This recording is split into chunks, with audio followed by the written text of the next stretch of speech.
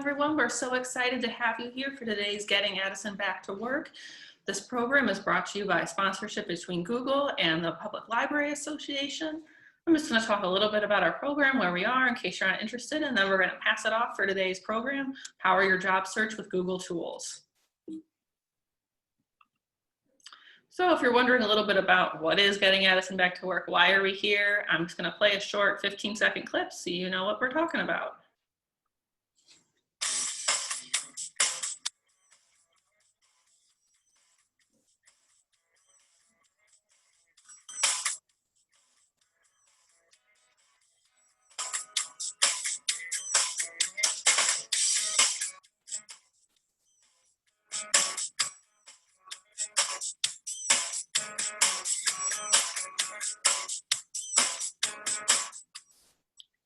All right, so as the video said, this is a series of programs sponsored by Google. So what's next in our series? We've done our first program, Resume Revamp, and you're here today for Power Your Job Search with Google Tools. But if you missed either of those and want to go back and watch them, please go to our YouTube channel. They're also shared on our social media account. Next week, I'll be presenting Discover and Prepare for Flexible Careers with Google Tools. The following week, Erin will be back to present Collaborate, Meet, and Work Remotely. And then finally, we'll be doing Searching for a Job During Uncertain Times, which will be led by a certified job coach. If you're interested in registering for any of these programs, please go to addison.library.org/addison-works, and all the information will be available there. If you need recordings, have any questions, never hesitate to contact me. My information is on the slide. You can also contact the library and they'll get you to the right place. So additional other programs you might be interested in, we have personal career consultations once a month with a career counselor from Goodwill. He'll be doing these virtually for the first time. We have a few slots left if you'd like to schedule one of those half-an-hour appointments. Next week, we're also offering Stop Procrastinating Now, which will be great for job seekers, business owners, really anyone. And finally, in October, we're bringing back our super popular program with the People's Resource Center called Resume versus the Robots, Beating the Applicant Tracking System. There's a link at the bottom there if you'd like to register for any of these events. If you have questions, you can also send a chat and we can send you the link. So, if you may have noticed from the video, we mentioned that if you watch all of our programs, you will receive a completion certificate. In order to help you remember what all you learned so you can ask for that certificate, we have created a Google Doc, or Google Sheet, I should say, that will help you practice what you're going to learn today, as well as remember what you learned from each program. The link to this Google Sheets tracking document is found on that Addison Works page, and you can open the document and keep a copy for yourself. So at the end of the month, you're going to take all of the information from that Google Sheet, put it into our completion form, and your certificate will be ready. The one question we always get is, will there be notes from this program? Yes. We will send you the slides following the program along with a survey, which we would appreciate if you would take. It'll take about less than a minute. Also, if you'd really like some physical copies, please feel free to stop by the library. We have a folder with notes from every single program in our series, as well as some pretty cool fun swag. If you don't feel comfortable inside, you're more than welcome to contact me and we can make those available for curbside pickup. Additionally, all our programs will be recorded, so you can always watch them again at a later date. Last and certainly not least, please remember to complete our survey. We are using this for a grant-funded program. I promise that it's quick and easy, and we would really appreciate it. We will send the survey link to you in the email as well as post it in the chat. All right, well, that's it for me. So I'm going to stop sharing and pass it on to Erin, our presenter from Grow with Google today. Thanks, Leslie, and hi, everyone. I'm really excited to be with you today and the Addison Library. Thank you so much for hosting, and you guys have an awesome lineup of information that's becoming available for all of your consumers, so that's amazing. As you probably don't know, but we were chatting earlier, I'm here in Northern Michigan, experiencing a lot of the same weather, it sounds like that you guys are too, so not a bad day to get some learning on. So I'm going to go ahead and share my screen, and we will get started.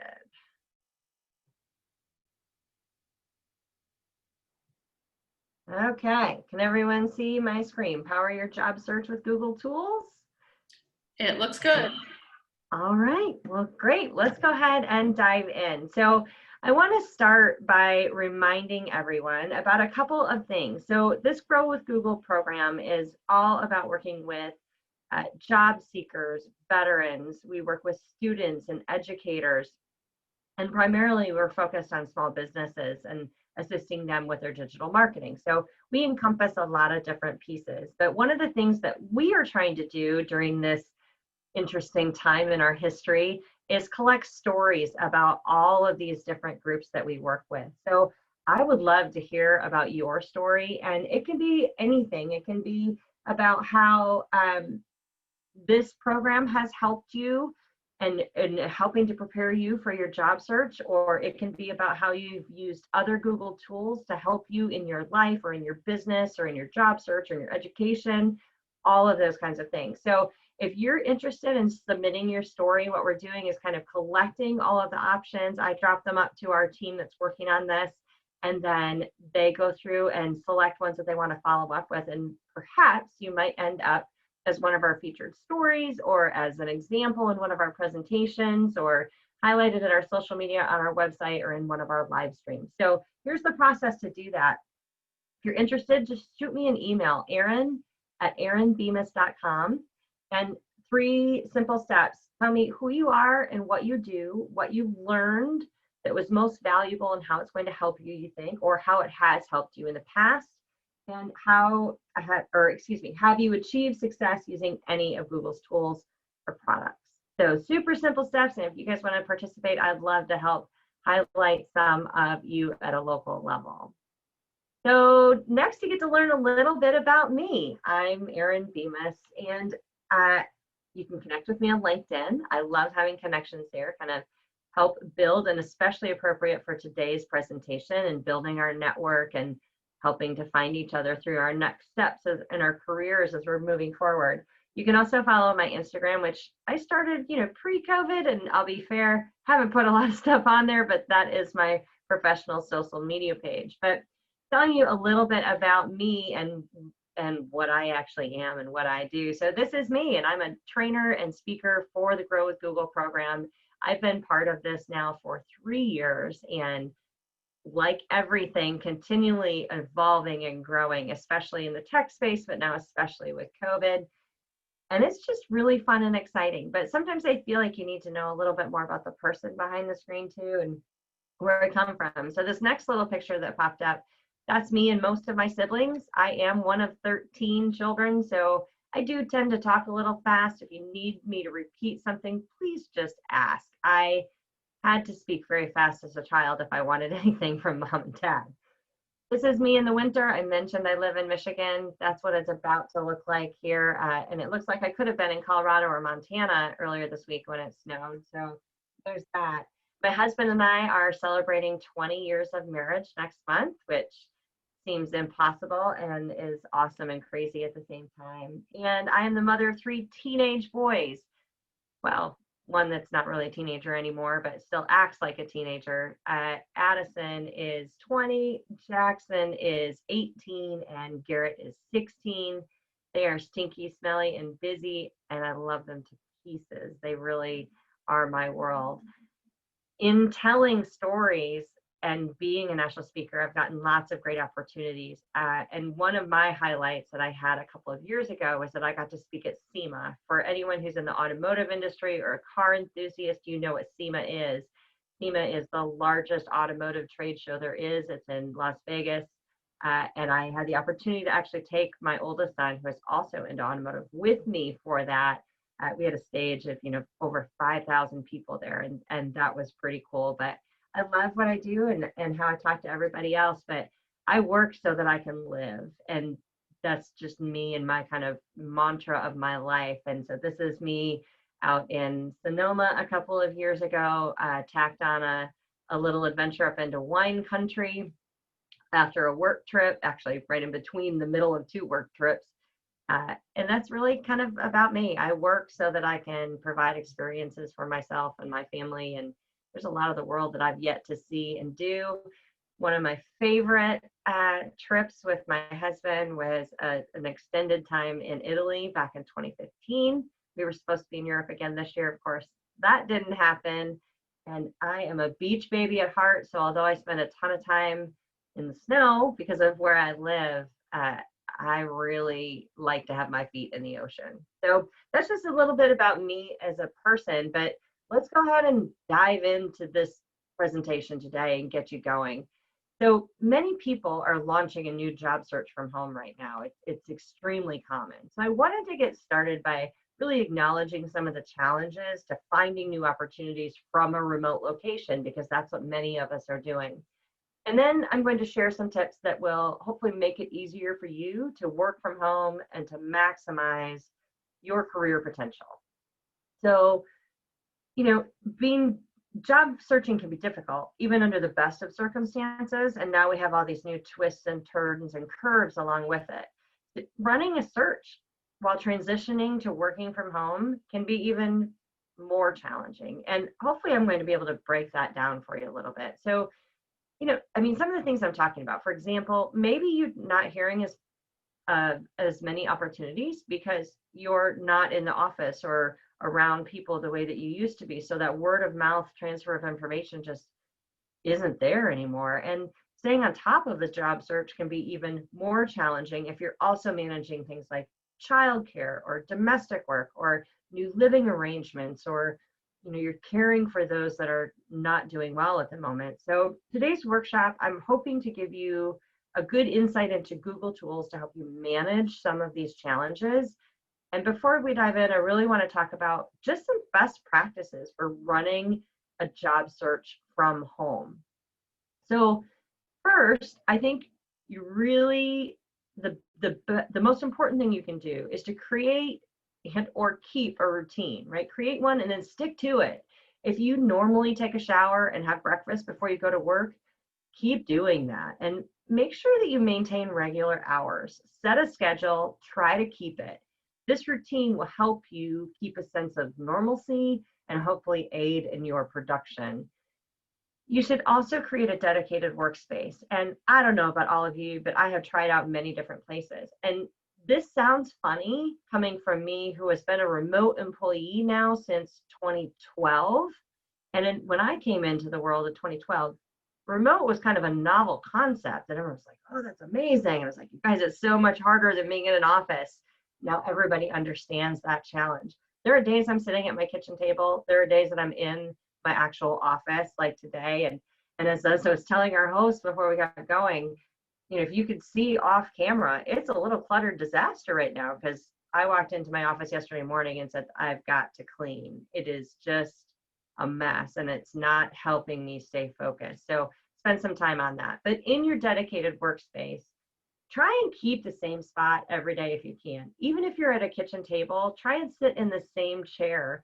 It will help you save your brain space, and it'll help you create a rhythm that will keep your production level high. You also need to make sure that you are taking breaks and that you are eating lunch and that you do take time off to go home and cook dinner, even if going home now is going from your dining room to your kitchen. It really helps if you add them into your schedule. It seems silly. My friends used to tease me all the time, but it really does help. I have scheduled blocks on my schedule for exercise, for working out, for homework, for cooking, for lunch, because if it's not planned in there, it's too easy to just become a runaway train. And that's not what you want. And you really don't want to be sitting for a solid 8 hours in front of your computer. Your eyes need a break, your body needs a break. Make sure that you're taking those. The other thing is gather the tools that you need to be productive and keep them close to you. So if you find that you need office supplies, maybe you need paper clips every day, make sure you have them close so that you don't have to get up and move around to get them. And create a daily to-do list. I find that the best thing for me is to create my tomorrow's to-do list at the end of today. And I start with the things that I was supposed to get done today that I didn't, and then add to it from there. And it will hopefully help you from popping back into your computer after work just to say, oh, I'm going to do this one thing. And we all know that that becomes a rabbit hole. And then you've spent more and more time at your computer and doing things when you really should be in your off time. So create that to-do list. It'll help you stay focused. And most importantly, when your work is done, turn it off. Close up your shop and remember that if you're not at work, you shouldn't be spending time working. So these are just a few key strategies. I know we all know them, but sometimes we need to hear them again from someone else to remind us to keep going. So here's the agenda for today. First, we're going to start by creating a job search plan in Google Sheets. And then I'm going to walk you through how to use jobs on Google to actually find opportunities to move you forward. So we're going to create a sheet and use a sheet to help keep track of the jobs you want to apply for. Hopefully it's going to help allow you to organize your information better, to be able to keep track of it. And it's also going to help you remember the jobs that you're interested in and compare them so you can figure out where you want to spend your time. And then moving into the actual job search, I'm going to show you how to search and filter for jobs matching your interests and your experience while using Google. And then next, we're going to briefly talk about how to create a resume with simple, easy to use templates that are in Google Docs to help with that speed and that layout. Everyone is not a graphic designer, but Google helps make that a little bit easier for you. So I'll share some best practices along there too.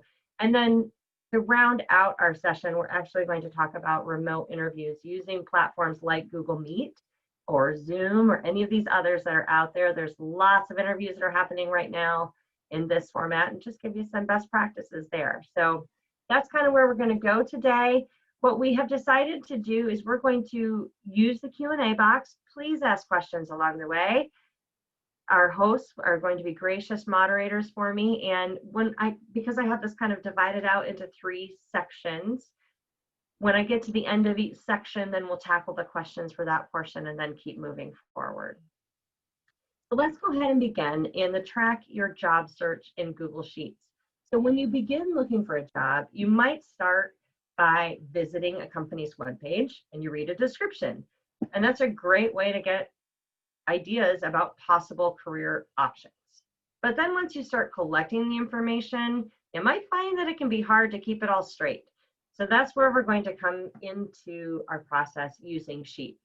Lots of people find, and I know I do this with many things, not just in job searches, but I do things in waves. So I will do a lot of searching online for jobs in one day and then take time to kind of plan out which ones I actually want to go after on a different day. But sometimes that means that I'm forgetting pieces. So I've learned to use Sheets to help track that information for me, and so that I don't lose the sense of urgency or a deadline for an application date, things like that. And plus, job openings are posted and they're removed all the time. So it can be difficult to keep up with them if you don't have a system in place. So hopefully you're going to be able to find the opportunities and keep them organized. And to do that, I'm going to walk you through how to use a basic tracker in Google Sheets. So to create your job search tracker, you're first going to need to sign into your Google account. So open a new tab in your browser window and go to google.com. And if you're not automatically signed in, you're going to click the sign in button and enter your username and your password. Of course, Google accounts are free of charge. Signing into your Google account allows you to access lots of Google apps that you can use for work, you can use for home. And if you don't already have a Google account, you can certainly create one. So that's pretty easy in that world. So if you're already signed in and you're good to go, your next step is going to be accessing the Google Drive. So you're going to use the Google Apps menu or the hamburger icon, which are those little squares. You'll see the GIF kind of moving the hand to on the top. It's the little checkerboard looking thing. That's how you're going to move between applications, excuse me.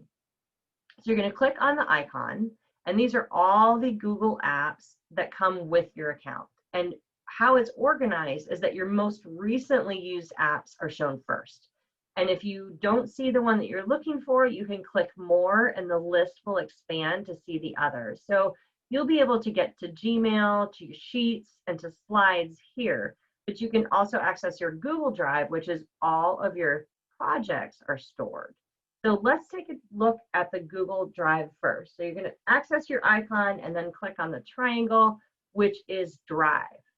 So Google Drive allows you to keep, access, and share files. And files can be things like documents or slideshows like this. It could be forms, it could be your photos, and it's all in one place. So instead of storing them on one computer, all of your Google Drive files are stored in the cloud, which is a safe place on the internet where you can keep your important information. And when you save something to your drive, you can easily access it from any computer or any device or tablet or smartphone as long as you have internet access. And you can even make some of your independent files available offline as well, which is a tool that I use when I am normally traveling an awful lot for work. So files stored on the drive, they don't get lost, even if your computer crashes because it's up in the cloud. And the projects that you create with Google Apps are all stored automatically on your Google Drive. You don't have to remember to click save, they automatically flow up. So this is what your drive looks like. And if you've never created anything with apps before, maybe it'll be empty. If you have created projects in the past, you should see them there. So to create a new Google Sheet for today's project in our job tracker, we're going to start a new Google Sheet. So when you're in Drive, you're going to go to New and click on that. And then you're going to select Google Sheets and just kind of hover over that.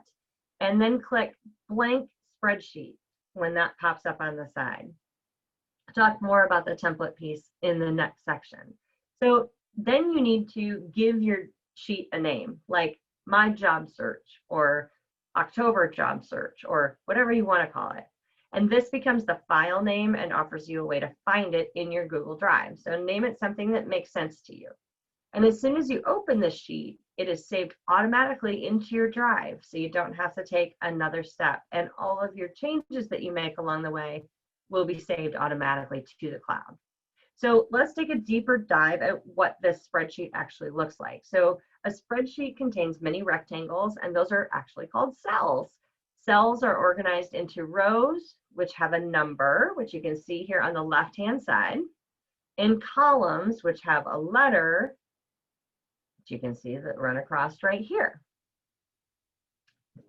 Every cell also has an address based on its column and its row. So for example, where you see job position, that is called cell A1 because it is in column A, row 1. And you can navigate through your spreadsheet either by clicking on a column or a row or an individual cell. You can click on it or you can move the arrow tabs to go from place to place. So you can use the Google Sheets to manage many aspects of your work or your personal life. I actually use Sheets every day for all sorts of different things. I use Drive every day. I finally, over last winter, digitized all of my recipes. I love to cook, and put them in a Google Drive, and each one has its own Google Doc. So there's lots of things you can do in this. In the job search, we're going to make it easier and clearer. I want to customize it a little bit for you to help keep track about those important pieces of information about each potential job.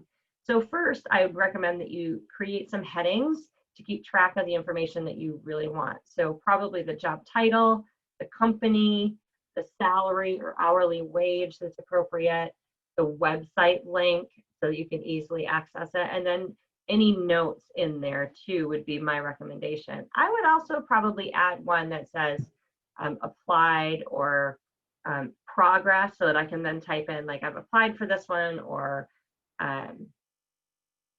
interview scheduled, or any kind of my update column, if you will. So these are just suggestions. You can make your headings whatever you like. This is your sheet that you're doing on your own.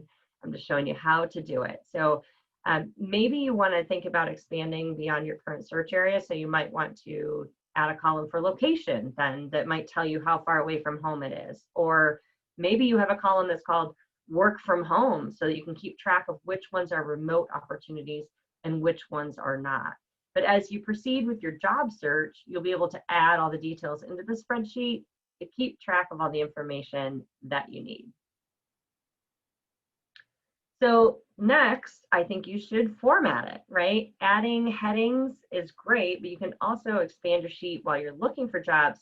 Those visual elements will help you read the information on a sheet more easily. So things that you can do in Sheets are changing the format of the headings if you'd like, so that you can select a cell or a row or a column and then put a fill in it to do different colors to help make it a little stand out to you. So to do a fill, like for this one where we put the baby blue in the background, you can click on the one and then come up over here to this little bucket and select a fill color, and then that whole row will change their color. Or maybe you need to make information easier to read.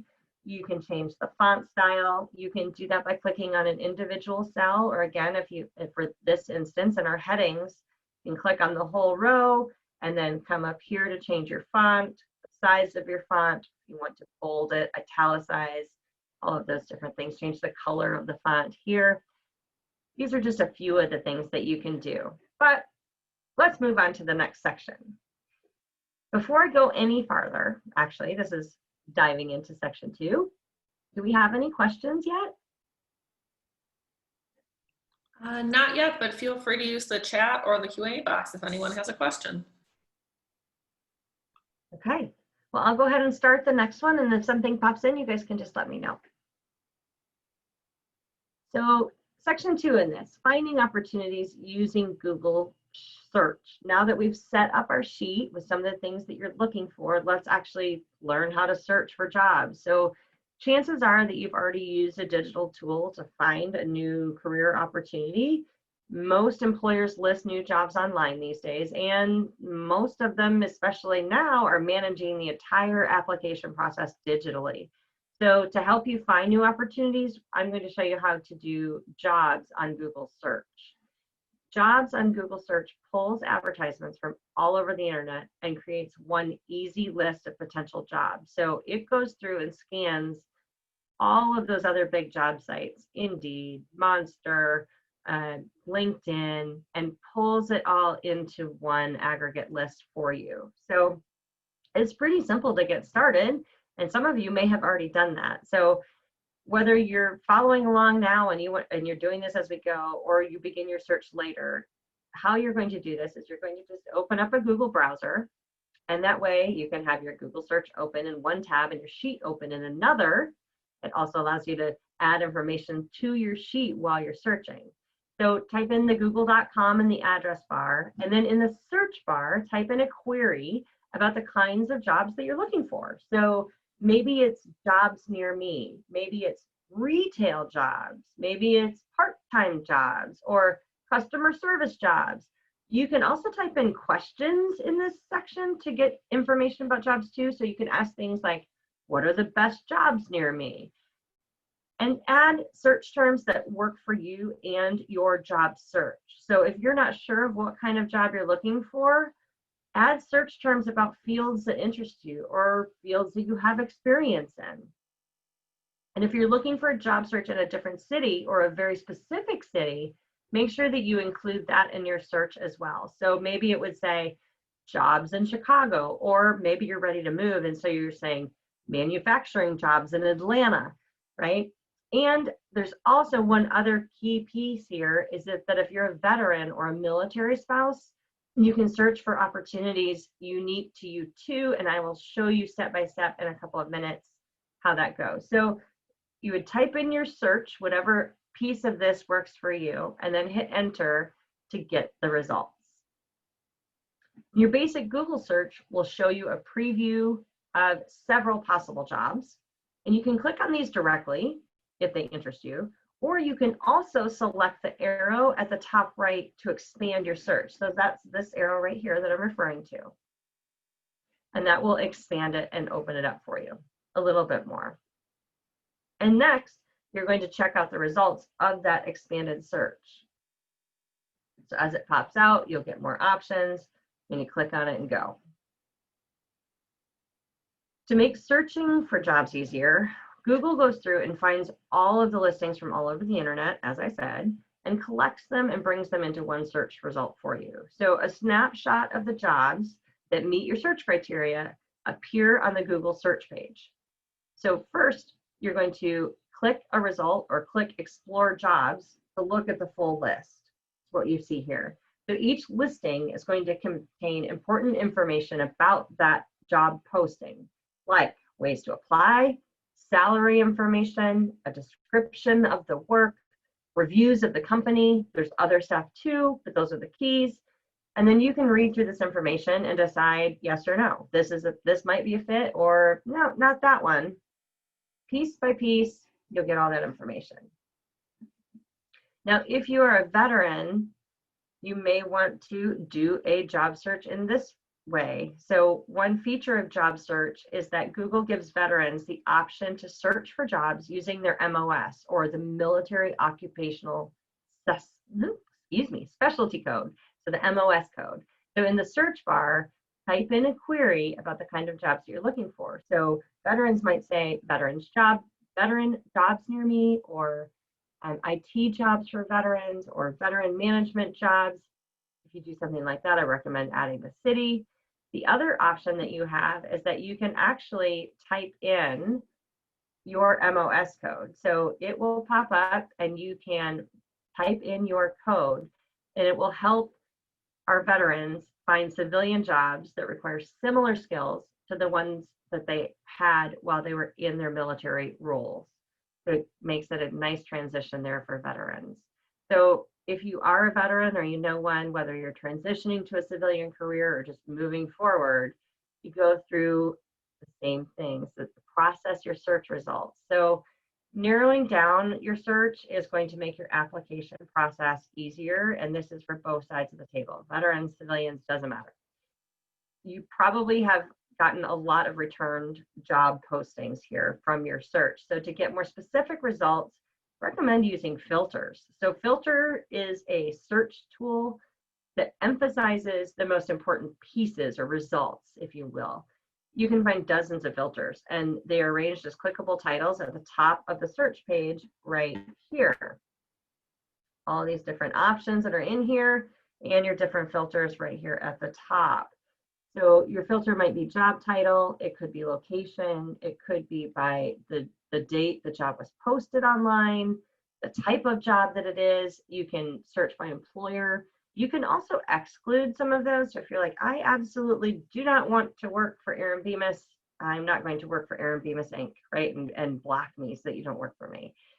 They're pretty straightforward, but I want to go deeper into two filters that I think are probably going to be particularly relevant. So this filter, the work from home, allows you to find remote opportunities, and you want to select this filter to see only jobs that are going to allow you to be a remote employee and work from home. I think that one's really key right now. And let's also imagine that at this point you've found a job that matches your needs, you've read through the job description, and you know that you're interested. If you think you might want to apply for this position but don't want to do it right this second, then click Save, which is this little tag on the right-hand side of a job posting. This bookmarks that listing so that you don't have to search for it again later, because at the top of the jobs listing is a tab called Saved. Right up here, you can see it right in the middle. And if you click on that tab, it will show you all of the jobs that you have saved in the past. So it's all in one list. You don't have to go back through all the other ones, and it doesn't show you the ones that you're not interested in, which clearly saves time again. So you've learned about how to use Google search to find a job, but the landscape of jobs is constantly changing, right? And it's constantly. It's important to check the listings frequently so that you don't miss out on an opportunity, because employers are posting new openings all the time and they're not necessarily on a specific schedule. You really probably should be searching on a regular basis if you're really truly looking for a job. So performing an internet search every day, but that can also be time consuming, and you're also probably doing your job and playing teacher and, you know, trying to live life as well. Maybe you could be using that time differently to write your resume or to prepare for interviews. So to save time while you're searching for job listings, set up email alerts. So when you set an alert, you will automatically receive an email about new listings that match your search criteria. So if you've gone through and done the filters and you've got it set so that, okay, this is the window of what I'm looking for, you'll automatically receive an email when a new job pops up that matches that criteria. So to receive emails about the search, on the lower left-hand side of your screen, you'll see a button that says alerts are on for this search. And if you click that, it will send you that automatic email. So hopefully now, at this point in your search, you found lots of opportunities, and the alerts that you set up are going to help keep you updated and save you time as you're doing that search. And you're probably going to apply for more than one job. So it can be difficult to remember all those details, and especially throughout the application process and tracking your progress through that. So remember that tracker sheet that we set up earlier? Let's use it to keep track of all of those possible opportunities. So as you find the jobs that interest you using that Google search that we just went through, go back and enter the details into your spreadsheet. That way, it can be a hub for all of your applications and interviews. You can easily track the status of any application by glancing at your sheet, and you can fill out your tracker with potential opportunities as you find them. So after you've spent your time searching, you can review the sheet to go through and filter and say, yeah, that one looked great, but let it go, move on to the good stuff, and really keep it focused. How are we doing on questions? Any more have popped in? Yes, we do have one. Okay. Can you search for both jobs in a certain location and work from home jobs? I'm open to either or. For example, can you search for jobs in Chicago or work from home?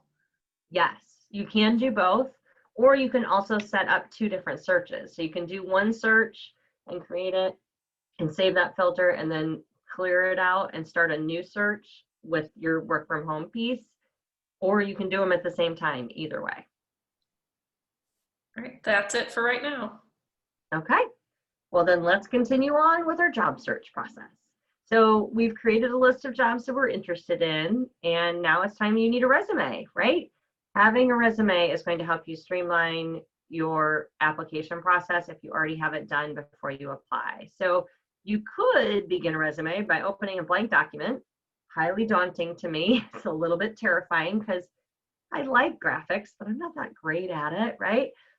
And you can list your name and your contact information and everything, but let's make it a little bit faster by using a template. So templates are like a pattern that you can use as a guide, and they also provide a lot of the design elements for you, but you just have to format it and put your own information in to personalize it. So Google Docs does this for us, and we're going to take a little sneak peek in here for that. And it also, not only does it offer a lot of free templates and resume templates, but the layouts, the fonts, the colors are different in each. All the basic information is the same, and you can customize all of them, again, personalize it for you. So let's go ahead and dive into the docs. So now I want to remind you of what we talked about in the sheets. I had you go to New and then Sheets and use the blank document. Here, we're actually going to do the template, but the process is the same. From your Google Drive, you're going to click on New, and then you're going to click on Google Docs, and then I want you to select from a template. And then you're going to rename your template so that you can find one later. So after the workshop, here's what I want you to do. I want you to take a look at these templates and think about which one might work best for you. Some of them lend themselves to certain industries more than others. For example, if you're a graphic designer and a more creative person, you might use a more creative resume. Others, maybe a more management style position, a little more straightforward and basic. So you have lots of options in there to pick from. Just pick the one that works for you. Regardless of which one you pick, the steps are pretty much the same. Once you choose your template, you add in your name, add in your contact information, and you add in your professional history. Select the placeholder text to do this. So the placeholder text is what is in here. So you're going to select that and highlight it, and then replace it with your own information. So let's go ahead and discuss some of the basic ways that you can customize your resume. So templates come with pre-arranged formatting. So it means that it's already laid out for you. And if you love it, that's great, but maybe there's a piece of it that you don't like. That's okay, you can change it. So you can change the font, choose one that looks professional that you like, right? Unless you're some kind of cartoon artist, I would stick away from all the ones that have the squigglies and all the other things. Another thing about fonts also that I don't think a lot of people realize is that it does make a difference if you use a sans font or a non-sans font. So a sans font, sans means without in Latin. So it's one that is crisp and clean. So if you'll notice that on my slides, I use fonts that don't have little feet or legs on them, right? It's pretty crisp and clean. That's intentional because those are easier to read in a digital format. If I were doing something, if I were creating my resume and actually printing it out and hand delivering it to someone in a shop, then I would select a font that actually does. So for example, Arial is a very popular one that does not have the font, or Roboto is another one that does not have the little feet. On the other side, Times New Roman is probably the most common for those that do have feet. So just something to think about and know. The other thing that you can do, not only can you like change your color, you can change what font you actually use and the size of that font, but you can also do formatting. So things like if you want to highlight a section or add italics, or you want to bold a section header, you can do all of those things in here. The other thing that you can do that is becoming more and more popular is adding hyperlinks so that you can show your potential employers maybe some of your past work. So if you have a video that highlighted you or a program that you ran and it's on YouTube, you can put a link to that right within your resume. Or if you have a, maybe it's a, I don't know, a document that you've created that's supporting something that you've done, or that's, you know, maybe it won you an award or something like that, you can store it in your Google Drive and add a link to it via your resume. So things like that are going to make it a little bit easier, a little bit simpler to stand out. And it also allows you to do a lot more when you don't necessarily want to put all the words in. You can say, you know, watch video here for more information, and put that in there. And your video then will add extra layers to your resume. So then you're going to go through and populate all of your information. As you work on it, you're probably not going to do it in one sitting. That's just truth, right? In fact, you're probably going to take many breaks, and I actually recommend it because you'll come back with fresh eyes, and maybe you'll see something a little different, or you'll think of something while you're eating dinner and you can come back to it in the morning and edit it. So to help with this editing process, use the comment feature in Google Docs. So if you want to provide more specific information or maybe a measurable detail, like, oh, I should put in that sales jump. In 2016, I had that huge sales number. So you can go in and add a comment. So to do that, as our little GIF is playing over here, you'd highlight the text that you want to show and add information to. And then you hit this little box up here, the gray box with the plus sign, and you can add a comment. And what this does is it saves comments automatically so that you have a record of your thoughts. The other thing in resumes as well is sometimes you add in your references right there, kind of a thing, or you can't remember what the time frame was or something, so you're working with someone else. You can use the same comment feature to add and assign a task to someone. So you can select, say, this job title. I can't quite remember what that job was at my previous employer. I can click this, and I can click the comment button. And then in the comment, if I hit the plus sign, and then I type in an email address,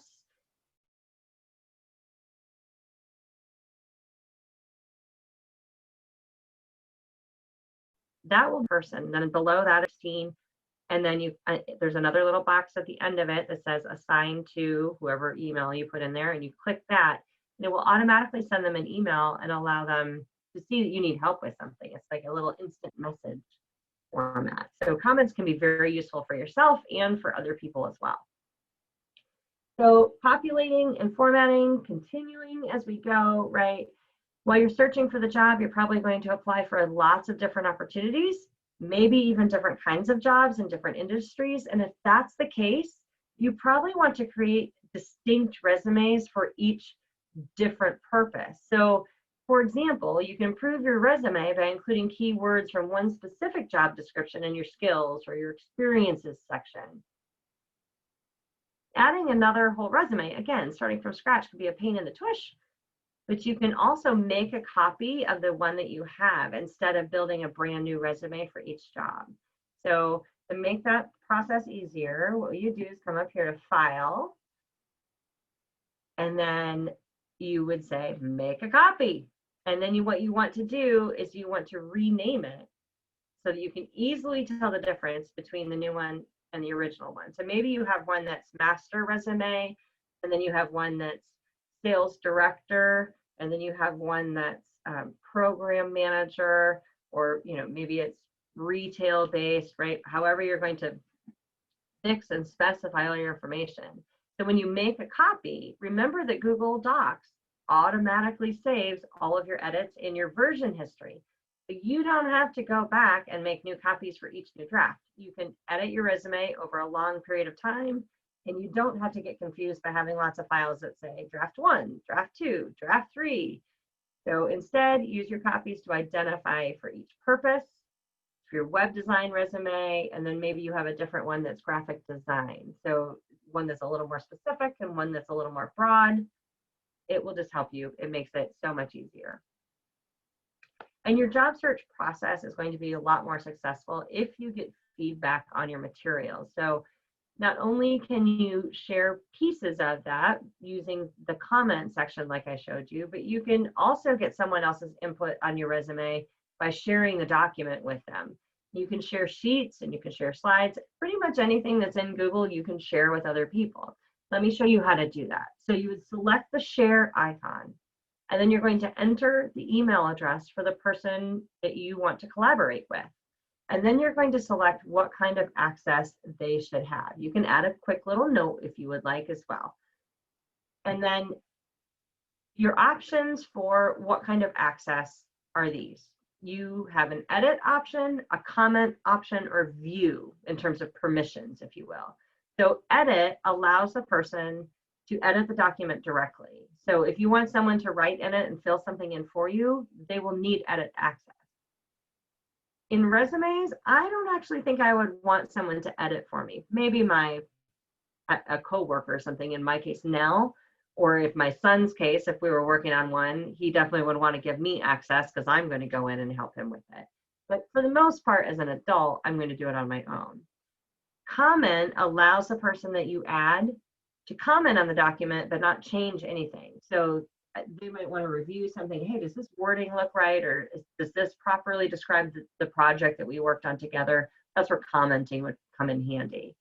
View is the last option, and that allows the person to look at the document, but they can't make any changes. They're not gonna be able to comment, and they can't make any changes to it whatsoever. So if you just want someone to look at it and then offer you suggestions, that's a great way to do it.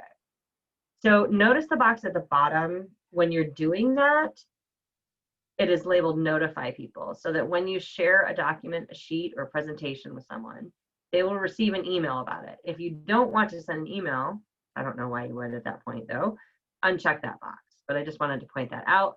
And you can also add the note and then click send. And then when they check their email, they will see that you have access to the document, and the link will be directly in the email for them to get to it. Whoop, I think I went backwards. Sure did. All right, how are we doing in questions? All right, we have one more, and this may be more for us, but I'm going to let you be the judge of that. Okay. Apart from your resume, is a cover letter required? If yes, what should it contain? I think we can probably both answer that question. I would say that if you are sending a resume, you should send a cover letter. That would be my answer to that. Although in a lot of the online world that I have been seeing and tracking recently, there's actually not necessarily a space for a true cover letter. It's more of a comment section when you're applying for a job online. That's how I would answer that. I'll let you guys add color. So I would agree. If you can send a cover letter, send a cover letter. We actually just did an hour-and-a-half program on writing cover letters. So if anyone is interested, that one was not recorded, but we can send you all the notes. And Alex did a wonderful job of covering kind of everything that should go in there. She presented from the College of DuPage Career Center. So they really know what they're doing. They have the expertise. We also did that resume revamp program earlier this month, which was recorded, and Lauren covered a lot of that content. So if anyone's interested, I'll put my email in my chat and you can reach out and we can send that to you. But I always like to direct people to the experts when I can. Absolutely. In terms of content for a cover letter, I would make sure that if you have that opportunity and can include one, sounds like we both agree that you should, I would make sure that you are talking about things that are related directly to the job listing. So if there's something, what was it about, excuse me, the job posting that drew you to it to begin with, or that interested you the most? And then give a quick little, like, this is what interested me and why I'm a fit for that, right? What competencies do I have or skill set do I have that are going to make me a stronger candidate? The other thing about the cover letter, in my experience, that's the first shot of them getting to know you as a person. So don't be afraid to let your personality show through, but keep it professional. That would be keep it professional, but show that you have a good attitude and show that you have a wide array of diverse backgrounds or interests, or whatever it is that makes you stand out. That's your opportunity to do so. We have one more question asking, can you show us how to send that to someone again just before slide 32? Sure. Let me go back. So 31, where we're this one, where we're sharing it with someone? I believe so, yes. Okay, so to share the document with someone, you click on the share button right here, and I'm not in demo mode, so I can't actually click on it and show you, but you would click this share button and then the slide would pop up. Let's see if I click on it, if it lets me do it. My little GIF's not going to run because I've already done the slide, sorry. But you would click on share and then a pop-up will pop in, and it will allow you to enter the email address at the top, and then there's the little comment section, and then you pick your permissions. So your permissions would be edit, comment, or view, and then you hit the blue button in the lower right corner that would share that document with that person.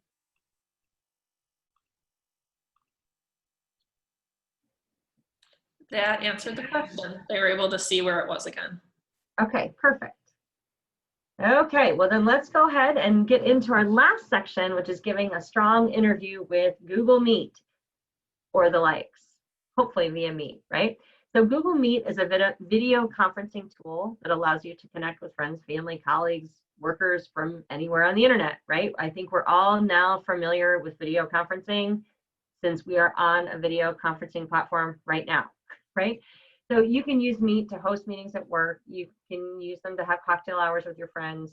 You might even be attending an interview, which is where we're going with this presentation. So even if your interview is going to take place in person, you can use Meet to practice beforehand with someone else. If you know someone in the industry that you're trying to get into, or the job title is someone that might be interviewing you, even if they live in, let's say, Denver, you could use Meet to connect with them and have them do a mock interview with you. So there's lots of advantages to video conferencing, especially in a first interview or for the whole interview process, truly. And it's a great opportunity for the job, the employers, to see if your personality might be a good fit and work in their current world, right? So most job seekers, though, find video interviews intimidating, frankly, and I think everyone's getting a little bit better at it now that we're in the world that we're in. Hopefully, we're going to help settle some of those nerves. I thought maybe giving you some best practice tips would help you with that. Background noises can be, there's anxiety for like all sorts of things. I actually have a spider crawling on the wall in front of me right now. It's a little intimidating, I'm not going to lie. So let's just go through any tips and tricks that are going to help you in this. So some of the best practices for working with a video interview. When you're speaking with your interviewer, look towards your camera, directly at it. I don't know if some of you have noticed, I do work with dual screens, so I tend to flip and look at things on the right or the left a little bit. But when you're interviewing, look straight at the camera and practice by don't looking at anything that you have down below. Look directly into your camera lens. Also pull your camera as close to you as you can. That will help get rid of some of that background space. So depending on the size and the shape of your device, maybe your interviewer's face might be at the bottom of the screen, right? But if you look directly at their face, it looks like you're looking somewhere else. So Continue to look at the camera, even though you're not necessarily eye to eye with your person. Even if you're nervous, and this is something that happens to me. I told you I speak fast naturally. It gets worse when I'm interviewing, but speak slowly and clearly. Anxiety can also make you speak faster and ramble on a little bit more. It makes you a little bit harder to hear or maybe harder to understand. Remind yourself to breathe, take a breath, answer thoughtfully and at an understandable pace.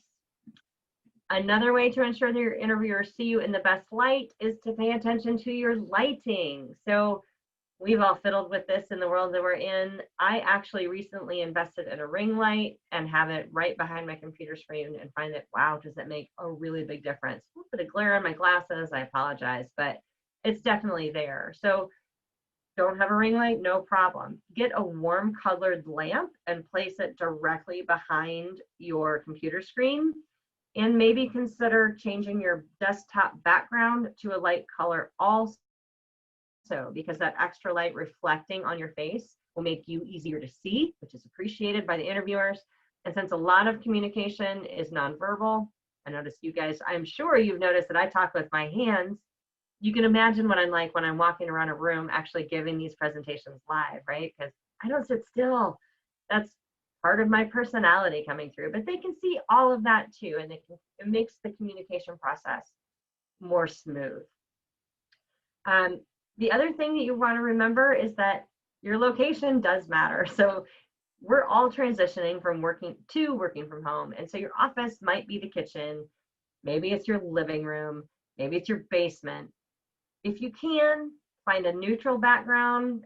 I'm in the process of redoing what's behind me, kind of clean it up a little bit. It's worked for a great time, but now that I've been seeing it more and more, I'm just tired of it. So I'm trying to get a fresh space. But having a neutral background, avoid distractions, in a quiet space. I was actually just talking to someone last week that was telling me about his job search, someone in my field who's like ready to move on. And he said, I sat in my closet of my bedroom because all my kids are home from school. You know, they're all doing remote learning. It's chaos. The closet was the quietest place, had really good lighting. I could he set up a crate on the floor with a box underneath it, put his computer on it. So he was at head level with his camera.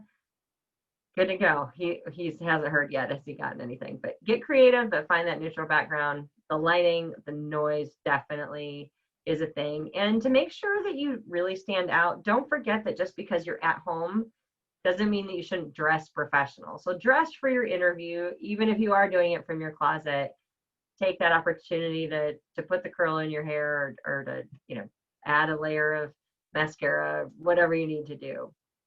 And don't forget too that interviewing is definitely a skill. So whether it's live or behind a computer screen, practice makes perfect. And so take some opportunities to get others to help you with interviewing, and especially in this format, someone can say, hey, what's that plant you have back there? It's looking pretty dead. You might want to get it out of the way, or answer your questions, or maybe it's a tick that you have or something that you're unaware of, right? Like mine is talking with my hands. I should sit on my hands while I'm doing this. So at this point, we've examined several aspects of finding your new job opportunities for you, from searching to them, to preparing a resume, to managing the process, and to giving an interview that hopefully is going to be a rock star. So in the job search tracker, we use Google Sheets. Remember, you can use that to track and manage all of your career options, record your notes, track the status of your applications. Then we went into Google Search and looked for our job opportunities, and remember to use the filters and to save your searches so they pop in quickly, or set up an alert so that it comes directly to your email. And then through the interview process, we use Meet. Talked about some of those in the video calls, and exactly in the resume with Google Docs, a lot of the same features in Meet, customizing it to make it work for you and your success. So one other piece that I just wanted to point out is that I know that this can be intimidating, and especially when you're doing it from home amongst everything else that we're dealing with, but it's also a great opportunity to grow your professional skills. So if you really are looking for a new job, I kind of thought that it might be a good idea if I compiled some digital resources that will make your job easier, hopefully a little more organized, a little more effective. So here's a couple of Google training resources that are out there for you. Most of them are free of charge, not all of them, but applied digital skills. So again, I touched on a few of the collaboration features that Google has to offer through Sheets or Docs, but there's also G Suite training that's for free. You can even get an official certification in G Suite if you would like, and anyone can complete these. It is at no cost through Applied Digital Skills. If you do actually want to become the official certified, there is a certification exam and there is a $79 charge for that exam, but you can certainly take the information and the trainings and get through it. So to go there, you just go to, you can just Google Applied Digital Skills, or you can go down here to this link. The slides will be available after today too, so they're all connected there. And then the curriculum really helps you with more skills that you might want to learn. So maybe it's data analysis or research or communication. It could be resume writers. There's lessons for adult learners, and there's lessons for middle school learners. There's lessons for high school students. So lots of information that's in there. Another one that I love, because I come more from the small business side of things, is Primer. So Primer is an app that you can download on your phone. It's available at Google Play and the Apple Store, App Store. And it's a series of short, fun business marketing lessons, and they're all under 4 minutes each. So it's just a quick little hit. I do it a lot. I have a bridge that goes up in my town that I get stuck at all the time. So I'm often on Primer when I'm stuck at the bridge waiting for the boat traffic to come through.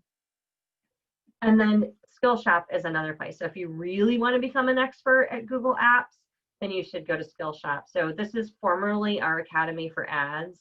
It's our one-stop training center for everyone who uses Google professional tools and solutions. So there's additional training on Google Ads, Google Analytics, Google My Business. You'll see a lot of places, someone will say, I'm Google Ads certified. This is where they've come to do it. They've taken the exams. It's in depth, and there's a lot of information, but it's really great. And there are some employers that are like, wow, you've taken the time to do that on your own. It's awesome. And it's all available for free. There is no cost to this one. And then, of course, the Grow with Google site has lots of information, grow.google, and you can get more information there. Here's a review for our next steps, which I think we've gone through enough times. You should have it by now.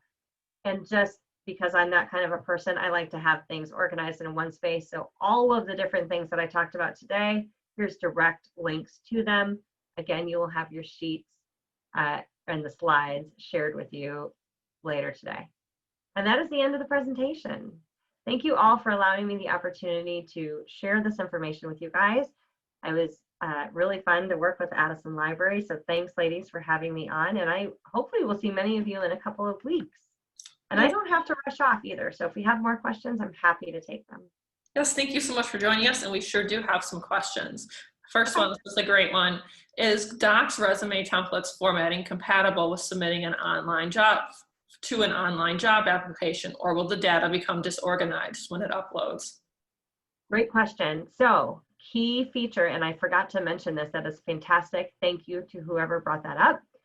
You will want to, before you share your Google Doc in an uploadable system, turn it into a PDF. So in that same, you would go to the file and then drop down and it'll say download, and you go to download and one of those options will be as a PDF. You always want to send items as a PDF so that nothing can get edited after you've sent it. Next question, when will the new Google certificates be available? I am interested in UX design certificate, but it is not out yet. That is beyond my knowledge scope. I would refer to my handy little tool called Google and see if I can find that information. I'm not sure. All the other ones in terms of like the Google business tools and whatnot, those are available year round and updated. Well, they're updated annually, often. And then you just renew on an annual basis. I do mine in November. That tends to be a downtime for me to go through and do all of mine. But I'm not sure on that other one. That's very specific and not in a realm that I'm aware with. Sorry. All right, then we get a thank you for the series and a question about getting the list of links of applications that Erin showed us. I will send you the exact slides that she presented, as well as a handy little handout to your emails later today, as well as a link to the recording if you want to watch this again and all that good stuff. Are there any other questions?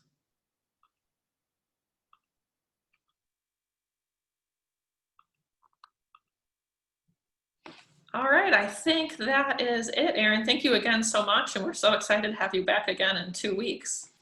I look forward to it. All right. Hope everyone stays safe and happy and healthy at home. Yes, thank you. You too. Have a great day, everyone. We'll see you soon. Bye. Bye.